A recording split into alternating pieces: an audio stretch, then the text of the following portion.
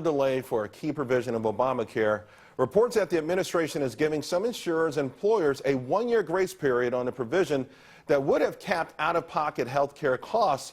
Want to bring in conservative author and radio host Gina Loudon on this. And, Gina, not too long ago, there was a one-year pass given to big companies not to pay a penalty if they don't provide insurance. And now this looks like a pretty healthy pass to insurance companies to increase our rates, out-of-pocket spending.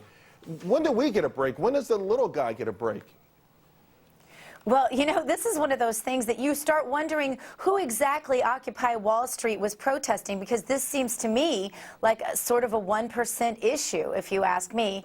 Yeah, and you have to ask yourself, too, how many mistakes can one bill possibly have, and how many gifts do they really want to give the Republicans for 2014? Well, yeah, I mean, it's one thing to give a Republican a gift and another thing for them to open it up and use it the right way. But before we get to that, well, let's talk about that.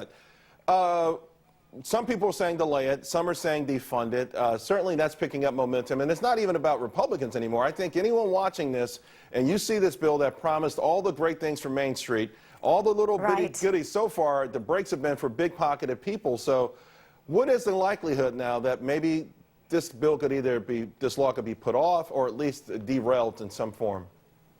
Well, I think that Congress needs to pass a continuing resolution that says that we go ahead and fund government, but we refuse to fund Obamacare. That's how this has to happen. And this is a bipartisan issue. You're exactly right, Charles. The American people are screaming for this. And they need to keep screaming, and they need to get louder and louder, because unless there's the public outcry, of course, Congress can't act.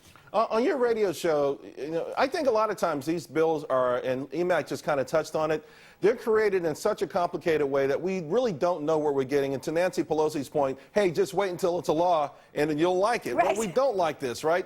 And as people are finding out every day this sort of news, are you sensing, are you hearing from your listeners that there's growing anger out there among the masses? Oh, absolutely. There's a huge rally coming up, Rage Against the Media, this weekend in L.A. I am hearing constant clamor from people on both sides. And the other thing that's really interesting, Charles, I'm hearing from a lot of left-leaning folks that voted for Obama before, but they have seen what a continual train wreck Obamacare is. And like I said, he's handing it over to conservatives. Yeah. This was something that was supposed to be for the people, for the middle class. And now we find out this is exactly what we're getting. We are getting a mandate to buy a product that can be of unlimited cost. Somebody explain to me how that's helping the middle class, because it sounds to me like a real cushy deal for Wall Street. Yeah, well, you know what? You're absolutely right. Gina, thanks a lot. We'll talk to you again real soon. Thank you, Charles. Good to be with you. Well, we've got an IPO for you today we're going to talk about. In addition to that, the Egyptian government is, well, you know what? Before we do that, I want to talk about this IPO. Let's go to Lauren, and it's Envision Healthcare, and it's up big, right, Lauren? It's an ambulance.